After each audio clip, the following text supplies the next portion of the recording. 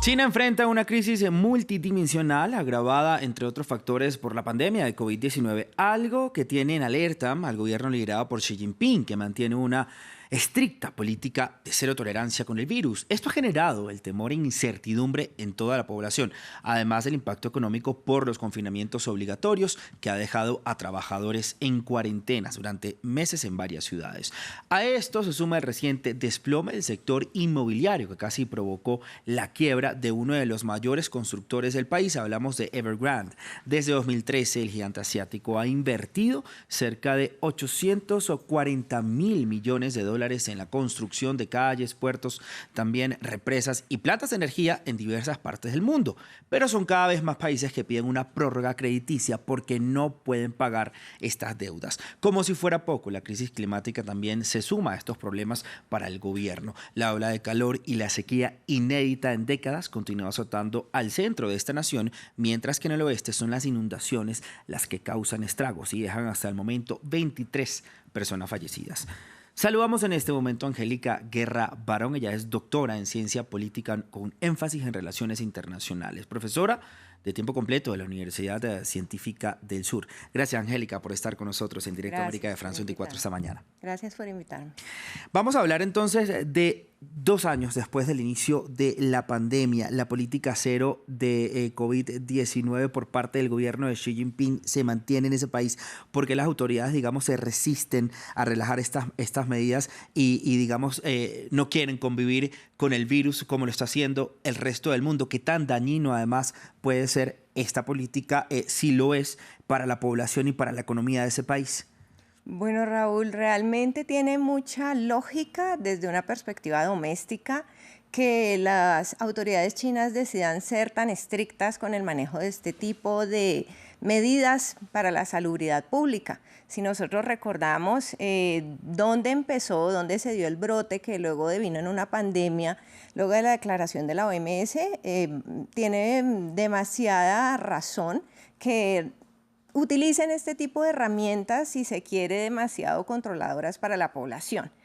Por supuesto que las autoridades en Beijing están muy preocupadas por el asunto. Ellos no quieren ver un nuevo rebrote. Hemos visto que el número de casos por el COVID-19 ha aumentado y no quieren ver nuevamente que la economía de su país se vea afectada desde una perspectiva negativa. Han sido varias las políticas y las herramientas, digamos las estrategias que los gobiernos locales han implementado, pero nosotros no debemos perder de vista que la República Popular China es regida por un sistema poco democrático y bastante arreglado desde Beijing.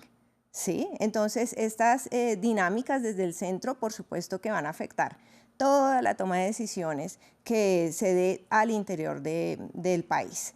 Creo que tiene mucho sentido si tú lo analizas desde una perspectiva doméstica, más que todo. Claro, pero digamos que el impacto económico también se siente, pues, y también el impacto general en la población. Digamos, hemos visto escenas de caos, por ejemplo, en una IKEA, cuando se registró un caso que la gente salió despavorida para que precisamente no los confinaran. También cómo esto afecta la salud de la población en general, ¿no? Y también la de la economía. Muchos comerciantes pues han tenido que cerrar obligatoriamente. O sea, es algo que impacta también la economía dentro de la propia China. Por supuesto. A ver, si nos ponemos a pensar cuáles son las formas a través de las cuales las autoridades están manejando este fenómeno, podría decirse que va en contra de los mismos derechos humanos, claro, porque las personas básicamente son internadas como si estuvieran en un centro carcelario, ¿sí? Desde esa perspectiva.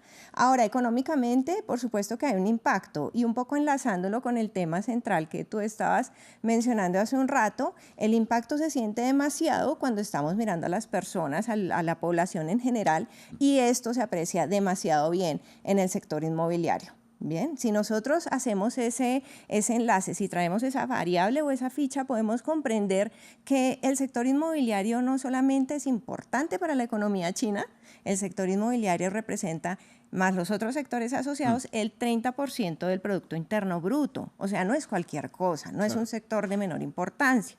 Entonces, tienes todo el sentido para mencionarlo. Hay un efecto, los ciudadanos se están viendo afectados por esto, económicamente hay mucho temor y hay mucha incertidumbre de parte del mercado. porque Claro. los mercados se mueven por incertidumbres o por seguridades. En Ah. este caso no la veo mucho. Ondemos en esa crisis del mercado inmobiliario, digamos que podemos estar a puertas de una recesión inmobiliaria, una crisis inmobiliaria, mejor dicho, dentro de China. A cuenta de esto, también muchísimas personas en China han dejado de pagar sus hipotecas, sus créditos inmobiliarios por precisamente pues, todas estas medidas del COVID-19, entre otros factores que ha afectado, no sobre todo a la gigante Evergrande. ¿Qué va a pasar con este sector inmobiliario? ¿Realmente se puede desplomar o si el gobierno chino, digamos, puede hacer una reestructura, como ya lo ha anunciado, y puede rescatarlo? Mira, en realidad es muy interesante si uno mira en un corto lapso de tiempo lo que ha pasado con esta inmobiliaria.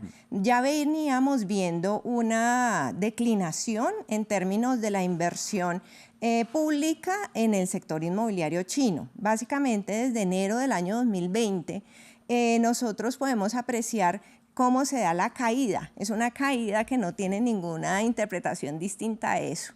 En este sentido, el gobierno chino al inicio trató de mostrar o de enviar un mensaje positivo para todos, indicando que podría ser un caso aislado y que sería un evento que no tendría mayores repercusiones. Sin embargo, se ha mostrado muy distinto. La caída de la segunda empresa inmobiliaria más grande de China, que es Evergrande, como tú lo has señalado, por supuesto que pone nerviosos a muchos. La búsqueda de dinero para poder pagar las deudas que ha adquirido esta gran empresa inmobiliaria es una gran señal, es una señal evidente que debe cumplir o debe pagar sus deudas que equivalen ya a 300 billones de dólares. O sea, el hecho de que una empresa como esta tenga más de 1.000 subsidiarias y tenga proyectos en 300 ciudades aproximadamente de China nos hace pensar y nos hace ver que hay que hacer un cambio en el mensaje y en el relato del gobierno. Y eso lo vemos cuando hace poco el gobierno decide emitir una ley donde se le pone un tope, un límite a las empresas inmobiliarias chinas. Claro. Este es un mensaje claro donde dicen, Evergrande puede ser grande, pero también deben tener cuidado porque el gobierno chino no puede respaldarlos en todo. Angélica, no quiero que se me quede por afuera el tema de la crisis climática, el impacto de las sequías y las inundaciones también que agravan evidentemente este problema económico, digámoslo así, que puede tener China, ¿no? Sí, bueno, mira, sin duda este es un tema que a nivel global no se puede ocultar.